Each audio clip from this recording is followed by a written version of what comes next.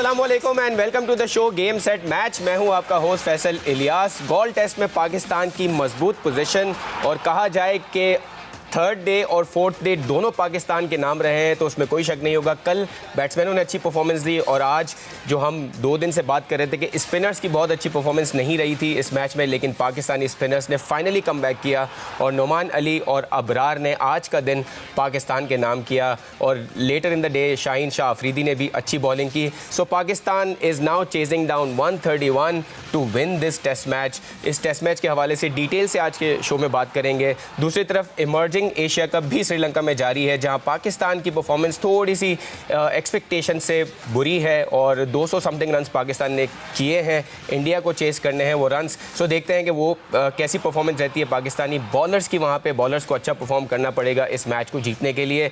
सो emerging Asia cup में Pakistan India के match के हवाले से भी आज के शो के में बात करेंगे और शो में हमारे साथ एक्सपर्ट होंगे, उनका इंट्रोडक्शन करेंगे। लेकिन पहले हम व्हाट्सअप सेगमेंट से शो का आगाज़ करते हैं। सबसे पहली खबर गोल टेस्ट के हवाले से ही है। गोल टेस्ट में पाकिस्तान की मजबूत पोजीशन।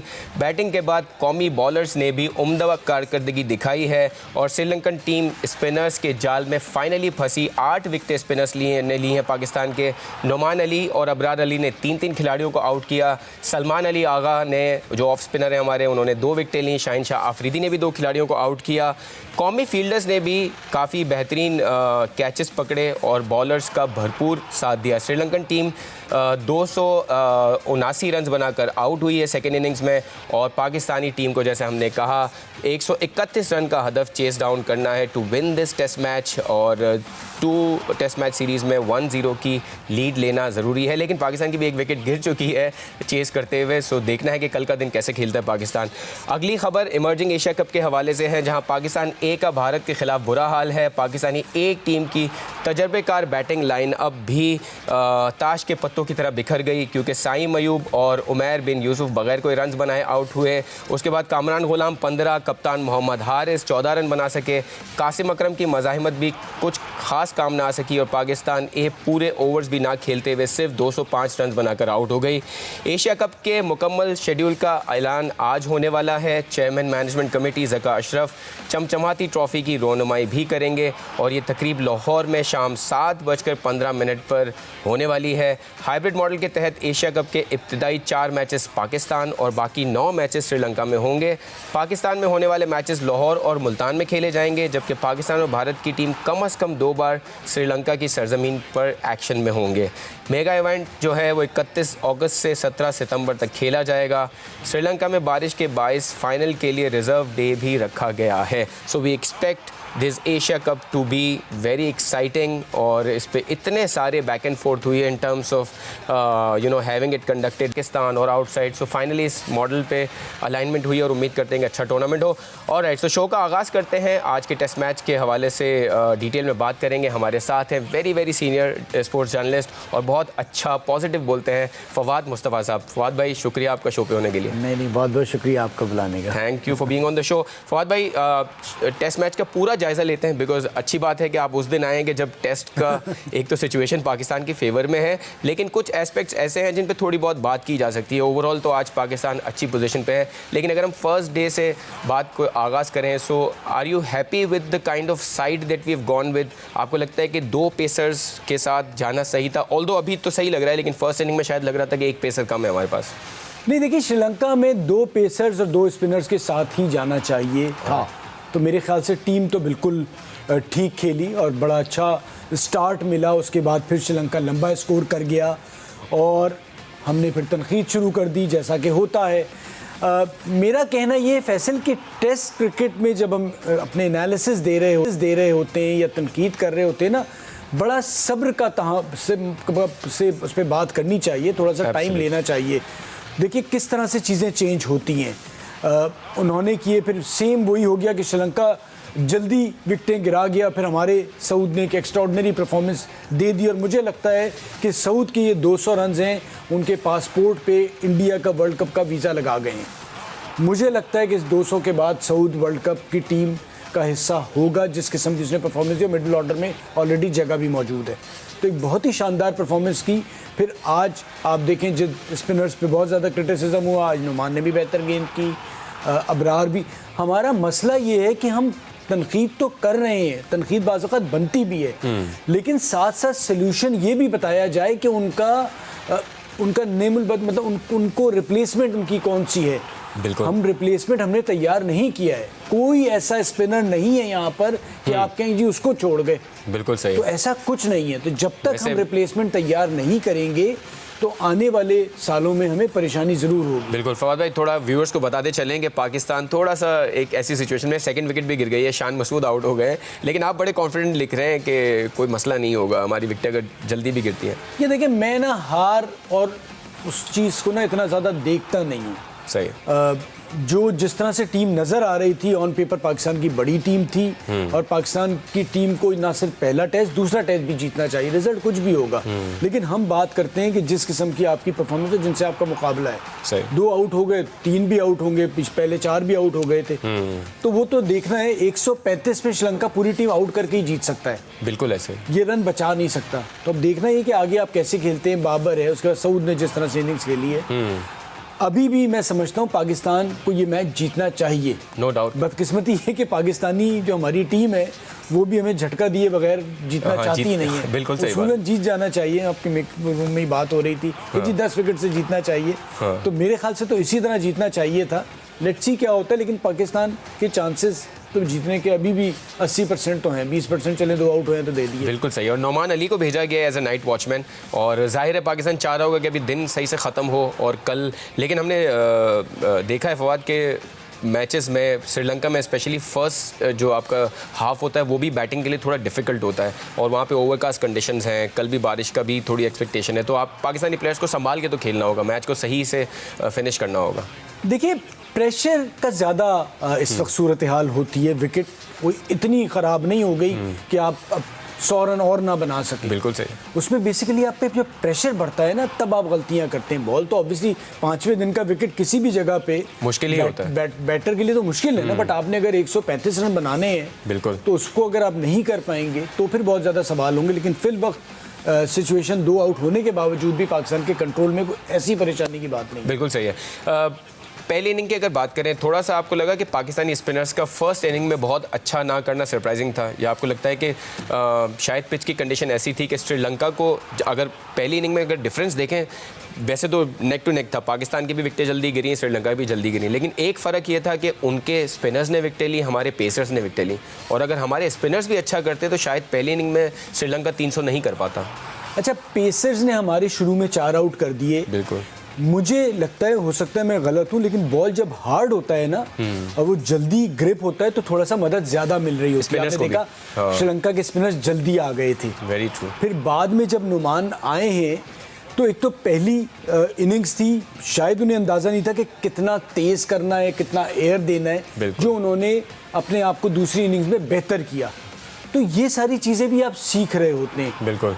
अब वो भी एक बात होती है कि जी कप्तानी में तो अब आपने थोड़ी बहुत आप चेंजेस कर सकते हैं। ओवरऑल स्पिनर्स को जो बॉल करनी चाहिए थी उतनी अच्छी नहीं की, लेकिन वो भी तो अच्छा खेले। बिल्कुल। जैसे हम अगर बात करें, सऊद इतना एक्स्ट्राऑर्डिनरी इनिंग्स खेल गया, तो नसीम ने जिस तरह से सपोर्ट किया, तो श्रीलंका के स्पिनर्स वही स्पिनर्स थे ना जो शुरू में आउट कर गए थे। बिल्कुल। तो ये खेल का हिस्सा है इस टेस्ट क्रिकेट में। कभी आप ऊपर होते हैं, कभी आप नीचे होते हैं, एक सेशन वो अच्छा खेलते हैं, एक सेशन आप अच्छा खेलते हैं, तो ये सारा चीज़ें चल रही होती हैं। और अब देखें, हम आखिरी दिन में दाखिल होने वाले हैं, तो मैच ओवरऑल पाकिस्तान की गिरफ्त में है और पाकिस्तान बेहतर खेला। श्रीलंका ने थोड़ी सी मुश्किल, लेकिन जैसी कल जो सऊद की इनिंग्स थी ना, वो टीम को उसने उठा दिया। बिल्कुल सही बात है। और चेंज कर दिया। सऊद शकील के हवाले से आपने जो कुछ बात की है ओडीआई में उनका होना चाहिए, उस पर हम डिटेल से बात करेंगे, बिकॉज उनकी परफॉर्मेंस ऐसी है कि जिस पे 10 मिनट तो एटलीस्ट बात करनी चाहिए। बिल्कुल आउटस्टैंडिंग परफॉर्मेंस है।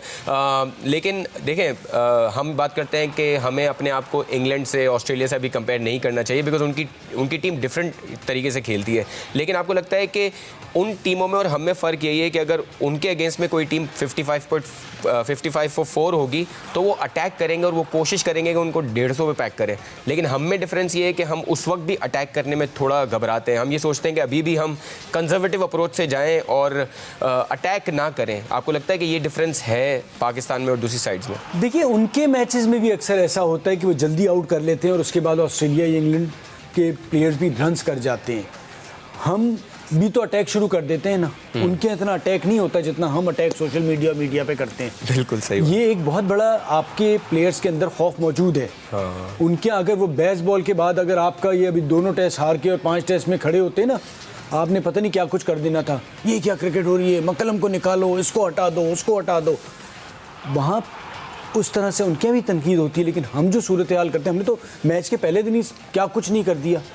नुमान अली को हटा दो, ठीक है, उसके बाद जी कप्तानी नहीं आती, 4 आउट के बाद ये कोई कप्तानी है, तो हम तो छोड़ते ही नहीं है। तो उसके बाद जो खेलने वाले, उनके अंदर खौफ तो खुद ब खुद आएगा ना। कॉन्फिडेंस ना आपके अंदर शुरू से डेवलप होता है जब आपको पता हो कि जी पीछे जो है मुझे कोई बैक करने वाला नहीं है। रोज़ आपके बोर्ड का सिस्टम चेंज हो रहा है, जो अंदर मैनेजमेंट बैठी है उसको भी नहीं पता है कि अगले महीने वो टीम के साथ होंगे या नहीं होंगे, उसके बावजूद ये सब कुछ कर रहे हैं, तो बड़ी बात है। बिल्कुल सही बात है इसमें। और हमने देखा है कि बाबर की कप्तानी पे हम कुछ पॉइंट्स पे हम बात करते हैं, लेकिन generally the way he is handling the team और जिस तरह के वो पब्लिक के साथ भी जो बात करते हैं, उनका जो ओवरऑल एटीट्यूड है, और जैसे आपने कहा कि मैनेजमेंट की इतनी चेंजेस के बावजूद जो हमारी टीम का फोकस है, और हमने देखा कि जब सरफराज ने 3000 रन किए तो रिजवान ने उनके लिए एक पॉजिटिव ट्वीट किया। सो जो प्लेयर्स की आपस में बॉन्डिंग है काफ़ी कमेंडेबल है, बहुत बेहतर है। और आपने बड़ी अच्छी बात की।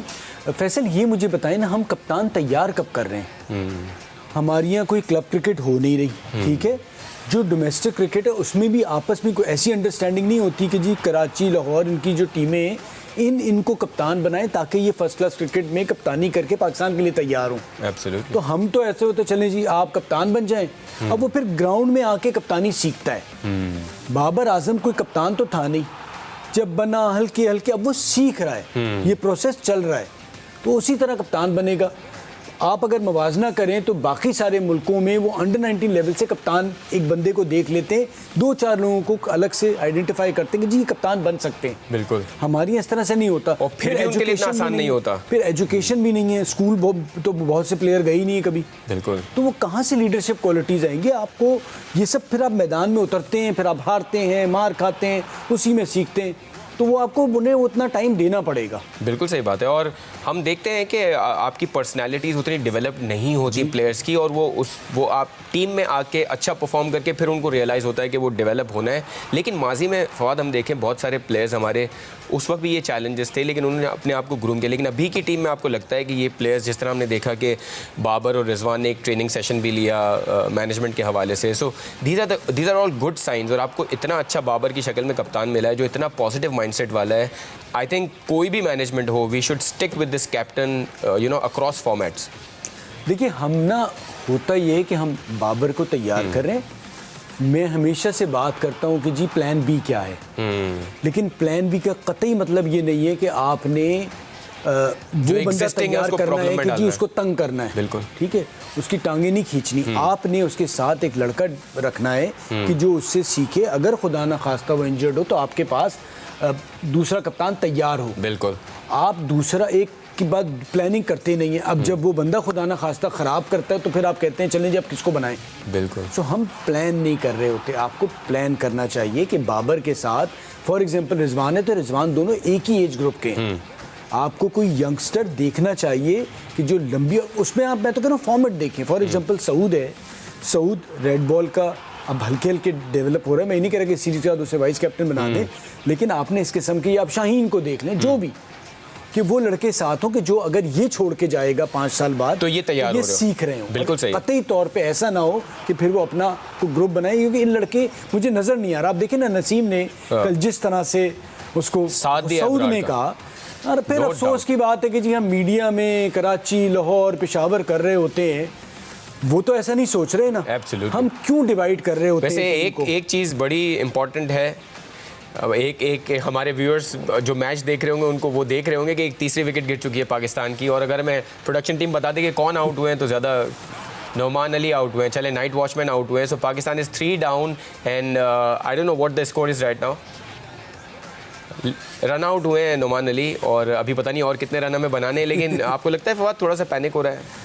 नहीं, मुझे नहीं लग रहा होगा। कल का दिन है, आज का दिन मोस्ट प्रॉब्ली थोड़े दिन में ख़त्म हो जाएगा। पाकिस्तान को अभी भी 93 रन बनाने, 93 बार होने चाहिए। देखिए, मुझे फैसल घबराहट तो हो रही होगी, और हमने देखा भी है कि हम इस तरह से काफ़ी मैच हारे भी हैं। ऐसी बात नहीं कि फर्स्ट टाइम हो रहा है, लेकिन अब रन तो करने चाहिए आपको। लेकिन अगेन फवाद ये अगेन इस तरह के सिचुएशन में भी विकेटें गंवाना फिर अगेन आपको डिफरेंशिएट करता है versus the best teams in the world and the team which is number 5 and number 6। देखिए हम इसीलिए तो 5 और 6 नंबर पे हैं ना, तो वही प्रॉब्लम हमारे साथ आ रही है ना कि अब आप जिस तरह से अब्दुल्ला आउट हुए, फिर उसके फ़ौरन बाद शान हो गया, ये रन आउट हो गया। देखिए एक चीज़ मैं देख रहा हूँ जो बहुत ज़्यादा काम करने की ज़रूरत है पाकिस्तान की बैटिंग को। अभी हम इमर्जिंग पे भी बात करेंगे, सेम मैं यहाँ पर देख रहा हूँ।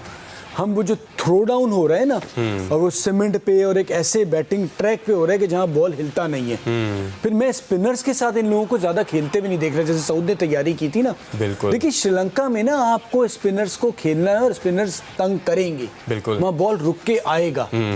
वही ए टीम के साथ हो रहा है, वो यही हो रहा है। तो हम उस चीज के लिए तैयार नहीं होते। हम बेसिकली तैयार होने जो T20 क्रिकेट खेले ना, 140 की स्पीड से बॉल आ रहा है, 150 तो बल्ला आ रहा है, आप तेज तेज चला रहे हैं। तो आपको उसके लिए उन कंडीशंस में खेलना होगा कि जहां पर स्पिनर भी अच्छे मिल सकते हैं। वही प्रॉब्लम आपको पहली इनिंग में भी आई है। जितने प्लेयर हैं, चाहे वो अब्दुल्ला हैं, चाहे इमाम हैं, चाहे शान हैं, आपको भाई खेलना पड़ेगा। और स्पेशली जब लेफ्ट आर्म स्पिनर है तो आपको शायद अपना स्टांस भी थोड़ा चेंज करना पड़ता है, आपको थोड़ा सा आपको एडजस्टमेंट करनी पड़ती है। देखिए वो सब तो आप डोमेस्टिक क्रिकेट में खेल के करेंगे ना, वो सब काम कोई आज ये वही वाली बात है कि एग्जाम वाले दिन काम नहीं होता, एग्जाम से पहले काम होता है।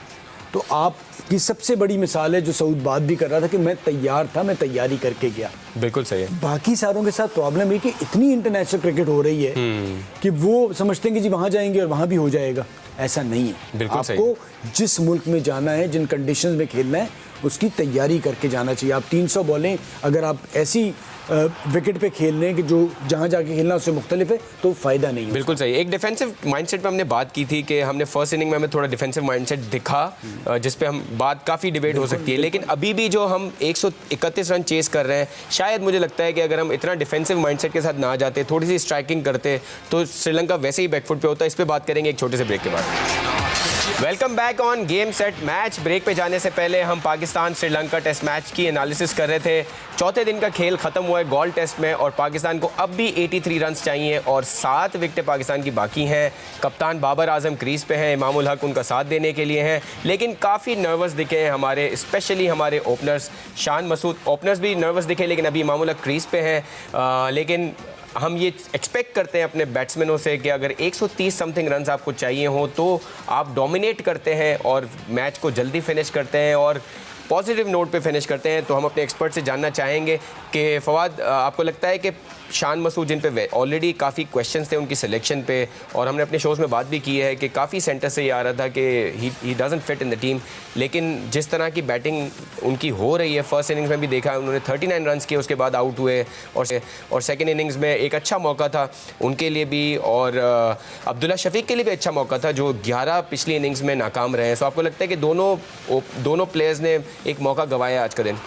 देखिए स्पिनर्स पे परेशानी रही है दोनों को। श्रीलंका की कंडीशंस ऐसी हैं, स्पेशली ओपनर्स जो हैं वो तेज़ बॉलर चाहते हैं कि उसको खेलें ज़्यादा से ज़्यादा। श्रीलंका ने जल्दी स्पिनर्स को इंट्रोड्यूस किया, वही आज हुआ। तो मैं वही कहूँगा जो एग्जाम्पल एक ऑलरेडी मौजूद है सऊद शकील की सूरत में, कि अगर आपने रेड बॉल क्रिकेट खेलनी है तो आपको जिन कंडीशंस पे जाके एक सीरीज खेलनी होगी उसके हिसाब से अपने आप को तैयार करना होगा, अगर आपने अपने आप को मनवाना है। वरना फिर ये इसी किस्म से के तरीके से आप फेल होंगे, तो आपको उसकी तैयारी करनी पड़ेगी। दूसरा ये है कि क्रिकेट बोर्ड का भी मेरे ख्याल से फोकस वाइट बॉल क्रिकेट पे ज़्यादा है। अब आपने न्यूजीलैंड से भी 10 T20 रख लिए हैं, तो फिर ऐसे ही टेस्ट क्रिकेट होगी। अब आपका एक ऑस्ट्रेलिया का टूर है, वो जैसे हमेशा से होता है वही होगा कि ऑस्ट्रेलिया डोमिनेट करेगा, और आपका अगर आपकी तैयारी नहीं हुई तो हो सकता है कि आप बुरा करें। तो हमें हमारे बोर्ड को भी ये तय करना होगा कि वो रेड बॉल क्रिकेट कितनी खेलना चाहता है, उसी हिसाब से लड़के अपने आप की तैयारी करते हैं। क्योंकि देखिए टेस्ट होता है, फिर आप भूल जाते हैं, फिर 6-8 महीने बाद होता है, हम फिर आप दोबारा रिकॉर्ड्स देखते हैं, नई टीम बनती है।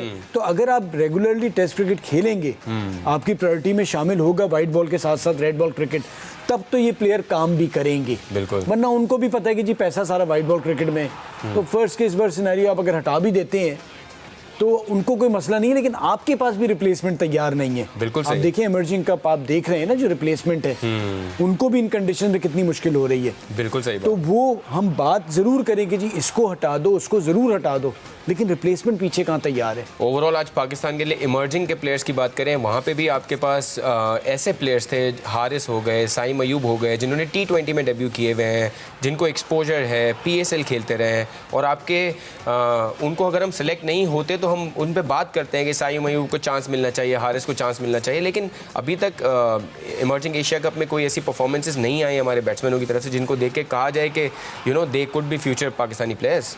देखिए 6 इंटरनेशनल क्रिकेटर्स खेल रहे हैं हमारे। बिल्कुल। आज मैं इंडिया की टीम देख रहा था, उनमें कोई भी नहीं है। बिल्कुल ऐसे ही। तो हम अगर इमर्जिंग खेलने जा रहे हैं ना, तो मेरी नज़र में जो इंटरनेशनल खेले हुए हैं उनको इमर्जिंग में शामिल नहीं होना चाहिए।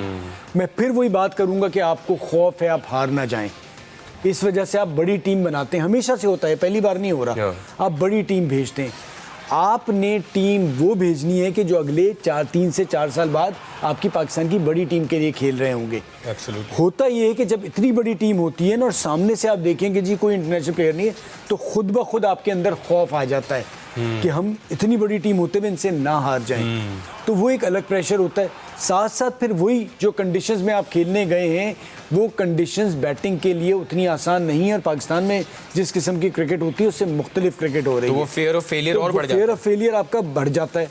तो अभी तो खैर मैच हो रहा है, आगे होगा अभी टूर्नामेंट में। आपका सेमीफाइनल में आप क्वालिफाई कर चुके हैं, फाइनल भी मोस्ट प्रॉब्ली खेलेंगे आप। लेकिन मेरा this से is- सवाल this है is कि the main game today, हम सीखने हम एक होता है ना कि इससे फायदा क्या है। मेरा वो सवाल है कि जी इतनी बड़ी टीम खिला के आप जीत गए, फायदा क्या है? Very true. क्योंकि आप अगर मुस्तकबिल की बात कर रहे हैं तो इंडिया ने मुस्तकबिल का सोचा है कि उन्होंने जो टीम बनाई है उसमें कोई भी इंटरनेशनल प्लेयर नहीं है, और तो हमारे वो साथ हारे उल्टा या हो रहा है, जीते। हम इतनी बड़ी टीम खिला के हारने की पोजीशन पे वो अभी आप पे 205 चेस करते हुए इंडिया के 2 ओवर में 20 रन है। आप ये सोचें फैसल कि आप इतनी बड़ी टीम खिला के खुदा ना खास्ता हारते हैं, तो फिर आप कहाँ जाएंगे? एब्सोल्युटली। आपके लिए उनको और शर्त उन्होंने लगी। तो हार या जीत में गेन किया, हाँ आप ना जीत में गेन कर रहे हैं ना हार में। बिल्कुल। और आपने दोनों जैसे तरफ बात नुकसान है की, आपका। बहुत सारे आपके इमर्जिंग में ऐसे प्लेयर्स हैं जिन्होंने इंटरनेशनल डेब्यू किए हुए हैं। एक नज़र अगर दोनों कप्तानों की तरफ देख लें, हारिस को और उनके कप्तान को देख लेते हैं, उनसे अगर हमारी स्क्रीन पे आ जाए तो आप देखेंगे कि एक बड़ा क्लियर डिफरेंस है कि पाकिस्तानी जो कैप्टन है इमर्जिंग के हारिस, उनका काफ़ी ज़्यादा एक्सपोजर है वर्सेस इंडियन कैप्टन जो ना इंटरनेशनल को एक्सपोजर है। उन्होंने इवन डोमेस्टिक में भी इतना ज़्यादा मैचेस नहीं खेले हुए।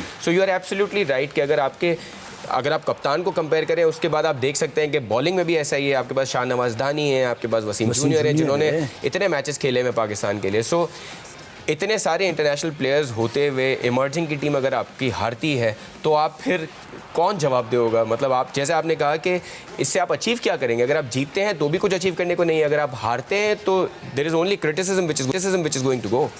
देखिए मेरा सिर्फ कहना यही है कि हम जीत और हार से हट के ना, जो ये एक क्रिकेट है ना या अंडर 19 क्रिकेट है, लड़के डेवलप करने का सोचें। ज़रूर जीतें, लेकिन पहली प्रायोरिटी होनी चाहिए कि ये लड़कों में से 4 या 5 साल बाद कौन पाकिस्तान को रिप्रेजेंट कर रहा होगा। बिल्कुल। तो उस तैयारी के साथ करें। इंटरनेशनल 1-2 लड़के ज़रूर होते हैं, लेकिन 6 लड़के। वसीम इतना एक्सपीरियंस प्लेयर है, बिल्कुल। दहानी इतना एक्सपीरियंस प्लेयर है, ये आपके फास्ट बॉलर्स हैं। अब उनको चांस दे देते कि ये तो पता है ना आपको, वसीम का भी पता है, दहानी का भी पता है, जो पीछे लड़के बैठे हैं उनको खिला देते। बिल्कुल सही। तो आपको 3-4 और नए लड़के मिल जाते। साहबजादा फरहान है, बहुत सारे प्लेयर्स। साहबजादा फरहान कब से खेल कितने पुराने प्लेयर हैं। बिल्कुल। साइम और ये तो फिर भी नए हैं। मतलब इनका एक्सपीरियंस होगा। कामरान गुलाम, साहबजादा फरहान, साद वसीम जूनियर, ये वो लड़के हैं कि जो बहुत अरसे से क्रिकेट खेल रहे हैं। बिल्कुल। इनका कोई फायदा नहीं है। अरशद इकबाल बैठा हुआ है, अगर आप उसको खिलाना था तो चले उसको आप चांस देते। बिल्कुल। उसको नहीं मिला चांस। अच्छा फवाद, हमने बाबर को ये कहते सुना था सीरीज़ पे जाने से पहले कि हम स्पिनर्स को अच्छा खेलते हैं, और उस पर हमने ये बात की थी अपने शोज़ में कि स्पिनर्स को हम एक्चुअली अच्छा नहीं खेलते। और आज का दिन और पाकिस्तान की जो पहली इनिंग्स थी, इट क्लियरली शोड अस कि जैसे आपने भी कहा कि हमारे प्लेयर्स जो है, specially Shan Masood and other players, they are not prepared to play spin well. तो आपको लगता है कि ये हमारे बैक ऑफ माइंड है कि हम स्पिनर को अच्छा खेलते हैं, लेकिन actually when you look at the numbers, when you look at the performances, जब और आज भी हमने देखा स्पिनर जब नए बॉल से कराने जयसूर्या आए या दूसरे बॉलर्स आए तो पाकिस्तान स्ट्रगल करता है, and we really have to address this issue.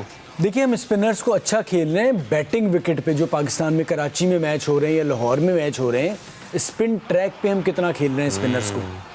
वो तो हम नहीं कर रहे हैं ना, अब आज पता चल गया ना। इससे पहले भी आप देखें जिस तरह से इंग्लैंड ने भी बीच में अपने स्पिनर्स को इस्तेमाल करके हमारे 1-1, 2-2 आउट किए हैं। सही बात। तो वो मसाइल तो हमारे हैं, तो हम स्पिनर्स को अच्छा नहीं खेल रहे हैं, उसकी वजह कि हम उनकी प्रैक्टिस ही नहीं कर रहे हैं। शॉर्टर फॉर्मेट अगर हम बहुत ज्यादा दूर ना जाए, T20 के वर्ल्ड कप के फाइनल में आदिल रशीद ने आपके साथ क्या किया? ही टुक विकेट्स, मतलब वो बाबर की या बड़ी विकेटें उसने उठाई। उसकी वजह ये फैसल कि हमारे यहाँ इतने अच्छे स्पिनर्स अब आ नहीं रहे हैं। आपके पास 10 स्पिनर्स होने चाहिए ना। सही। जब मैं 10 नाम बताऊंगा तो 2-3 बेहतरीन निकल आएंगे। मुझे नाम ही 2-3 याद हैं, आप मुझे बता लें। उसामा मीर का मैं नाम ले दूंगा, यासिर शाह भी पुराने हैं, नुमान भी पुराने सिस्टम से आए हुए, अबरार बीच में एक नए आ गए हैं। आप मुझे और बता दें कौन से स्पिनर, जफर गौहर वो भी हैं। तो मतलब ये यंगस्टर्स कौन से हैं? बिल्कुल सही बात है। लड़कों को आइडेंटिफाई करें, ढूंढें। आप फास्ट बॉलर्स ढूंढ रहे होते हैं, स्पिनर्स ढूंढें, स्पिनर्स के कैंप लगाएं, क्योंकि स्पिनर्स की आपको हर हाल में ज़रूरत पड़ेगी। वेदर वाइट बॉल क्रिकेट और रेड बॉल क्रिकेट, आपको अब ढूंढना पड़ेंगे प्लेयर। और जो आपके अच्छे स्पिनर है वो शायद बैटिंग पे ज़्यादा फोकस करें। मतलब शादाब से हम एक्सपेक्ट कर रहे थे कि he could have been as good as Yasir Shah is in the test cricket, लेकिन हमें लगा कि उनका फोकस थोड़ा चेंज हुआ है। वो शॉर्टर फॉर्मेट की वजह से वो बैटिंग पे ज़्यादा फोकस करना शुरू हुए और अब टेस्ट साइड में वो आपके नहीं है। देखिए वो हैं, आज कासिम अकरम खेले, बड़ा अच्छे, उन्होंने लास्ट मैच पे भी आउट किए थे, ऑलराउंडर हैं। सर आप एक तो ये सबसे बात करें कि कौन रेड बॉल क्रिकेट खेलना चाहता है, कौन वाइट बॉल क्रिकेट खेलना चाहता है, किसका कहाँ शौक है। ये इस तरह से नहीं होगा कि आप कभी किसी को रेड बॉल खिला रहे हैं, कभी आप फिर उनको लड़कों को अगर रेड बॉल खेलनी तो उन्हें फर्स्ट क्लास क्रिकेट में या टीम पे आप उनको प्रेफरेंस दें कि आप खेलो। बिल्कुल। आपके पास लड़के, आप पहले सोच तो तय करें ना, फिर क्रिकेट बोर्ड का एक तय हो जाए कि जी हुकूमत आएगी जाएगी, इसी सिस्टम के तहत चलेगी। पॉलिसीज चेंज नहीं होंगी, प्रोसेस चेंज होती है। जो अंदर मैनेजमेंट बैठी है, मैं आपसे बात हो रही थी कि जी मैनेजमेंट अंदर बैठी है, उसको नहीं पता है इस सीरीज़ के बाद हम होंगे या नहीं होंगे। जब वो इतना खौफ मैनेजमेंट में होगा तो टीम को कैसे लड़ाएंगे खिलाएंगे? No doubt, no doubt. Saud Shakeel की थोड़ी सी बात करते हैं। एक प्रॉपर प्रोसेस से एक बंदा आता है तो आपको दिखता है कि उसकी किस तरह की परफॉर्मेंस होती है। जैसे आपने ऑफ कैमरा भी आपने काफ़ी उनके बारे में बातें की हमें। सो हमें बताएं कि इस तरह का बैट्समैन और इतना well prepared for conditions like Sri Lanka, हमें फर्स्ट इनिंग में शायद एक तरफ कर दिया उन्होंने मैच को, जिस तरह की उन्होंने इनिंग्स खेली। What kind of message this gives to the other players कि अगर आप इतना वेल प्रिपेयर्ड हों, इतना सिस्टम से हैं, 60 के करीब उन्होंने डोमेस्टिक मैचेस खेले हुए हैं, which also gives a lot of confidence to him. पूरा ग्राइंड हुआ हुआ प्लेयर है और उसकी परफॉर्मेंस हमारे सामने। वो सिस्टम से नहीं आए, सिस्टम से लड़ते हुए आए। हाँ। उनको आज से कुछ साल पहले खेल जाना चाहिए था। वो लड़ते रहे। हम फवाद की भी बात करते हैं, आए वापस जिस तरह से, इसी तरह सऊद साथ खड़े हुए थे। सही बात। सऊद लेट खेले लेकिन सऊद रुके नहीं। जब प्लेयर आता है और इस तरह रन्स करता हुआ जाता है ना, तो आप ज़रूर सोचें कि वो कितना सिस्टम से लड़के अपने आप को तैयार किया है। No doubt. वो सिर्फ एक मैच की तैयारी के लिए आया था कि मुझे एक ही मैच मिलेगा, उसके बाद ये बाहर कर देंगे, जो हमारे यहाँ होता आया है। तो वो जो उसका इतना वो मेंटली स्ट्रांग था, इतना वो तैयार था कि उसके बाद वो रुक नहीं रहा। माशाल्लाह। तो मेरा कहना ये है कि जो भी आ रहा है या जिसने भी आना है ना, आप सोचें, आप ऐसे आएँ कि फिर जो आपके साथ इतने सीनियर हैं ना, वो भी आपकी तरफ देख रहे हो कि भाई मतलब आपने इतने बड़े बड़े नाम में अब नाम सऊद का चल पिया ना, क्योंकि इतना तैयार होके आया था। आपने उसे, आप रेड बॉल में जिस तरह से वो खेला है, वो वाइट बॉल के लिए भी तैयार है। जो उसकी पहली इंग्लैंड के अगेंस्ट सीरीज़ पे बहुत ज़्यादा तनकीद हुई, तो मैं वही खौफ की बात करूँगा। उसको खौफ ये था कि जनाब मुझे बिठा दिया जाएगा। तो उसने, आप कह भले आप जो भी कह लें, उसने थोड़ा सा रुक के खेला कि मैं पहले टीम में जगह तो बना लूँ।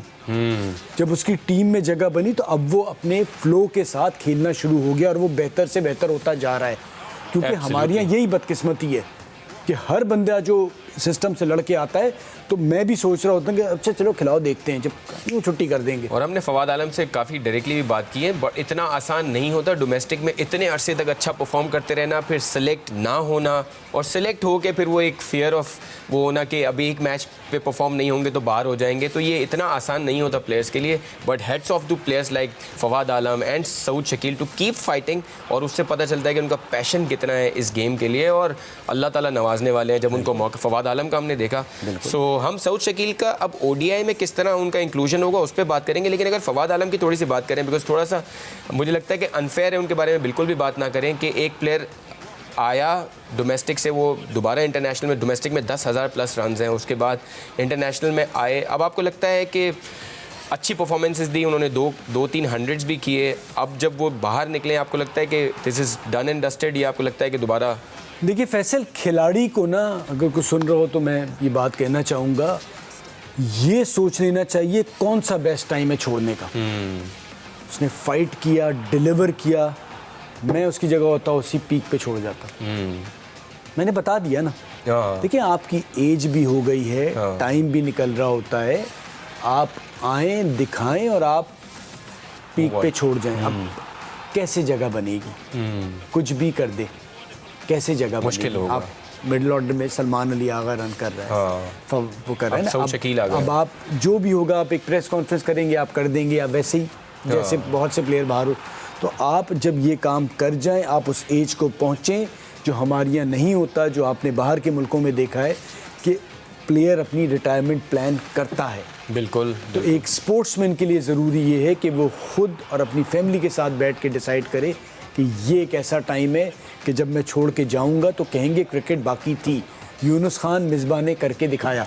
बिल्कुल। वो 2-2, 3-3 सीरीज़ खेल सकते थे। मुश्किल डिसीजन होता है।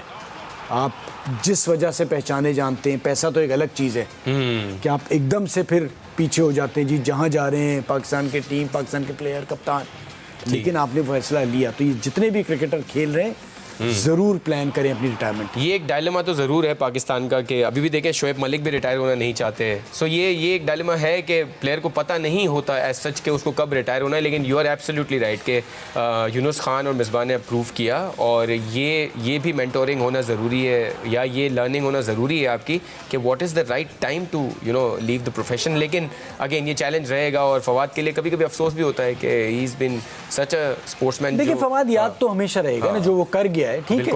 अगर दोबारा नहीं भी आता है वो, तो ये तो वो जो काम कर गया वो तो हमेशा याद रहेगा। बिल्कुल सही। लेकिन मसला सारा सिर्फ ये फैसल, क्योंकि इनका कोई प्लान भी नहीं होता क्रिकेट के अलावा, तो कोशिश ये होती है कि जितना लंबा कर सकते हैं कर लें। बिल्कुल सही। सरफराज पे एक छोटा सा आपसे पॉइंट ऑफ व्यू ले लेते हैं। पहले पाकिस्तान के कप्तान हैं जिन्होंने टेस्ट मैचेस में 3000 रन्स किए हैं, कीपिंग भी अच्छी की, काफ़ी एनर्जेटिक लगे।